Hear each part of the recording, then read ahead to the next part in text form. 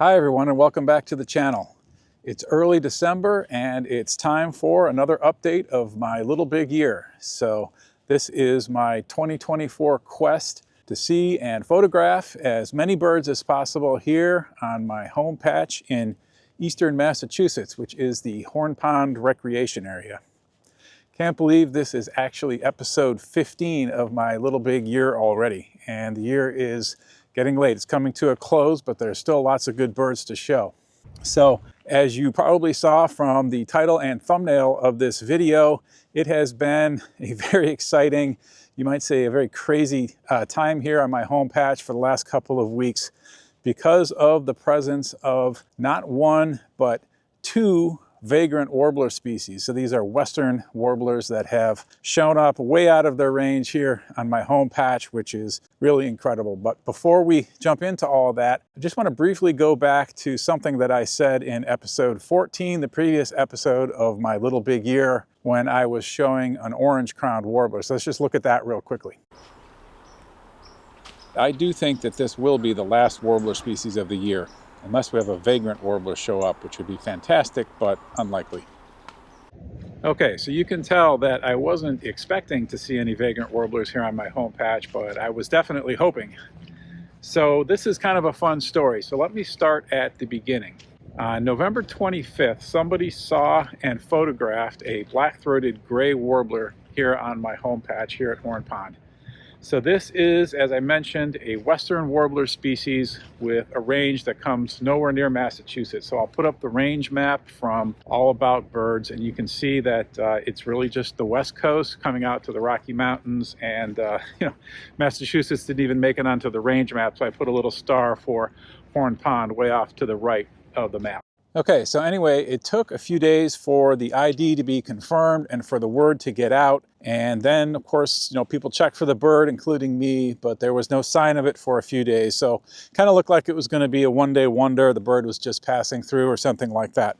But then on November 29th, which was the Friday after Thanksgiving, somebody did re-find the bird at Horn Pond in pretty much the same location.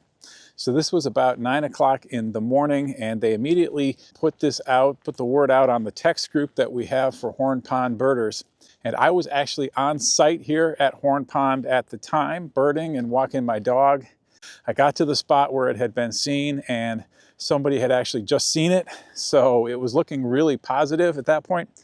But then there was a group of about 4 or 5 of us looking, and we searched for a full hour, I would say, before finally there was another quick sighting of the bird. So a few of us, including me, saw this backlit warbler in a tree with the sun behind it. So it was pretty much just a silhouette. I ran off to the right to get a better angle on the bird, and I was briefly able to see in better light that it was indeed the black-throated gray warbler, but I didn't get any photos and the bird flew away. So by this point, there's like 10 or 15 people looking for the bird, so I assume that we'll re-find it again fairly quickly.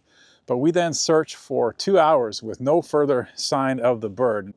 So at this point, I was starting to get tired and hungry, and my dog was getting kind of antsy and wanted to go home. So I decided to go home, have some lunch, rest up a little bit, and then maybe try to look for the bird some more. So about an hour later, I'm at home and I see a text message come across the Massachusetts Rare Bird text group that someone has found a Townsend's warbler at Horn Pond. So this is the other rare western warbler species. I'll put up the range map for this one. Once again, it doesn't come anywhere near Massachusetts. So now this is just getting, really crazy with 2 rare warblers showing up at the same location. So I jump in my car, I tear back over to Horn Pond. It's just like a 5-minute drive for me. Get out of my car, people are looking up into a tree, and literally within 15 minutes of seeing that text message, I'm looking at the Townsend's warbler. That both of these warblers were being seen right along the street where most people park when they visit Horn Pond, including me. It's kind of the main entrance to my home patch. So this guy had been looking for the black-throated gray warbler for a while without any luck. He's getting back into his car to leave. He looks up one last time into a tree and he sees this Townsend's warbler pop out.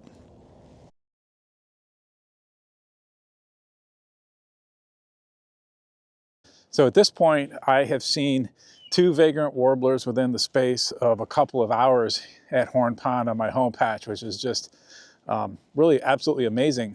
But I do have kind of a feeling of unfinished business because I didn't really get that great of a look and no photographs of the black-throated gray warbler.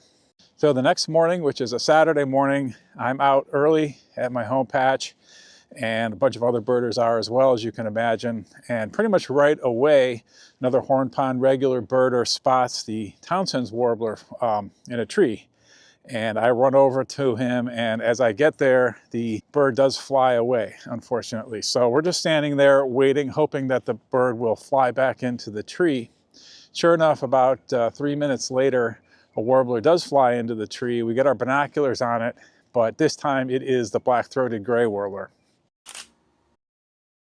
So this time I got to watch the black-throated gray warbler in good light for a few minutes, and of course get a few photographs.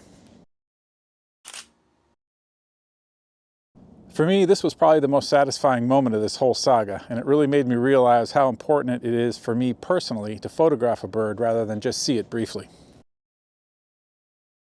So then the Townsend's warbler reappeared as well, and that made a lot of birders happy, as for maybe the next 20 minutes or so you could see both of these warblers at the same time in pretty much the same location. After that, the black-throated gray warbler disappeared again, and really that bird was only seen a few times for short periods of time, and at this point I think it's gone because it hasn't been seen for over a week. So that was always a very difficult bird to locate and to keep track of. The Townsend's warbler, on the other hand, stayed around, and over the course of the next days I was able to get some video of the bird, which you're looking at now, and some photographs as well. And in fact, I saw the Townsend's warbler this morning when I came over to my site. So it is still here as of early December. And we're really hoping that it's going to stick around for the Christmas bird count, which we're going to do here in a few more days here at Horn Pond. So that'd be a fantastic bird to have for the Christmas bird count.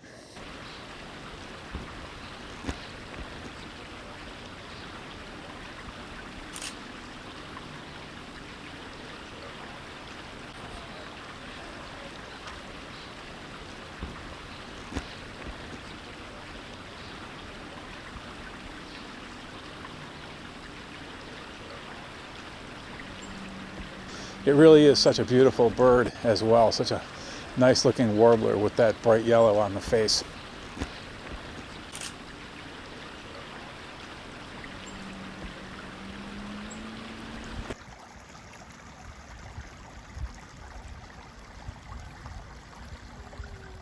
So as crazy as it seems that 2 rare birds would show up in the same location at the same time, this is something that is known to happen in birding, and it even has a name, which is the Patagonia picnic table effect.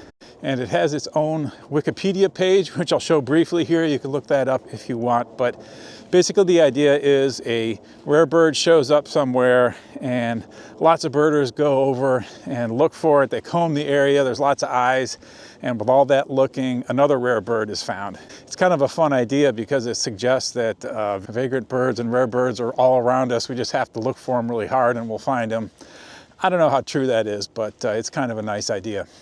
But anyway, those are warblers number 23 and 24 for my little big year list. Really amazing. I was hoping to get 15 warblers, that was the goal. And so that's been really a big part of the success of my little big year. And more importantly, that is bird number 146 and 147 for the overall little big year list. So we're getting very close to 150. So let's just go ahead and get to 150 in this episode. I think we can do it. So the next bird I want to show is this barred owl, which was roosting on a fairly low perch in the middle of the day. And as you can see, it's actually awake. So I think it had been hunting a little bit. Barred owl is not a new one for the year. I've seen that before, but I know people enjoy seeing these owls in my videos.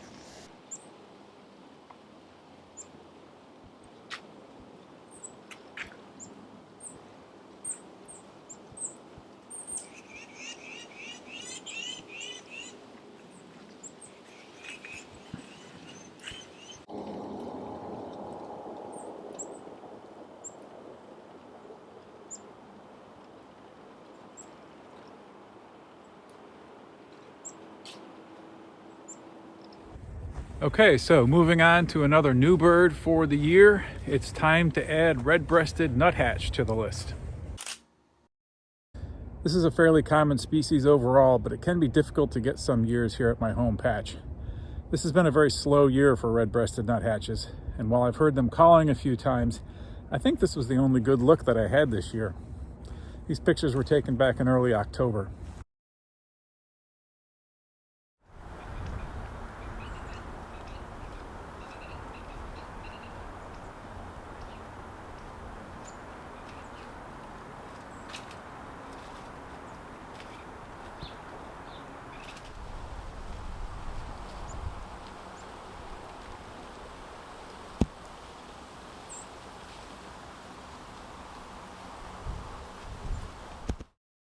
So as you've probably noticed, I'm walking around on a golf course as I described this video.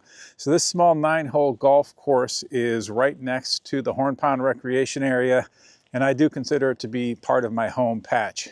The golf course is just closed for the season, which means that we can walk around on it now. And that's really nice. It's a very pleasant place to go for a walk, and you sometimes get some good birds out here as well. In particular, it can be a good spot to see raptors. And that brings me to the next new bird for the list, which is a merlin that's been hanging out here on the golf course.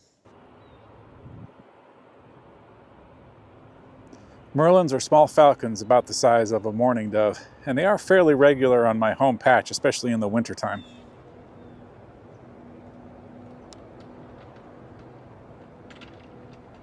So this is number 149 for the year, so we're just one away from 150. If you've been following these videos throughout the year, you know that I originally set a goal of 125 species, but that turned out to be too conservative, and I cruised by that number back in late August. Since then, the goal has pretty much been to get to 150, and now we're about to do that.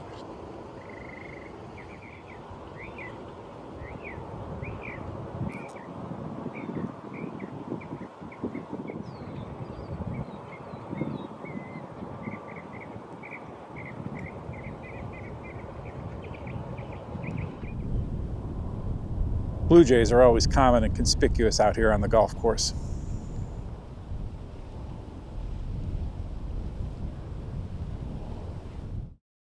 Okay, before we go on to bird number 150, I do have, believe it or not, one more warbler species to show you in this video. So while people were looking for the Townsends and black-throated gray warblers, a blackpoll warbler was discovered. This one is not a new warbler for the year. We did have that a couple episodes ago, but again, it's very unusual to see any warbler in December in Massachusetts. So this is another one that is tripping the eBird filters, and very unusual to have so many warblers around in December. That's all I can say, whether they're eastern warblers or western warblers.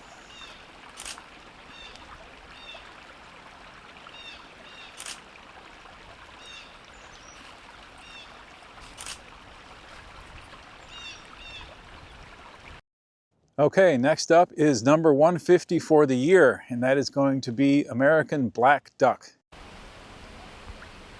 This is a bird that probably should have been on the list earlier because they are pretty common here at Horn Pond. I know this isn't the most exciting bird to be number 150, but I think the vagrant warblers provided enough excitement for this episode. Black ducks can be confused with female mallards, but they're much darker on the lower body, and then they show a sharp transition from dark to light on the neck.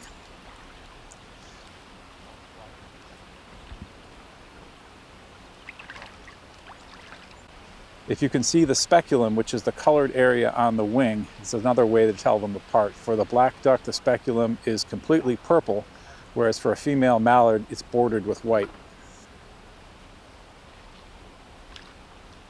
I personally find that the sharp transition between the dark body and the lighter neck is the best field mark for identifying black ducks, especially when the viewing conditions are poor.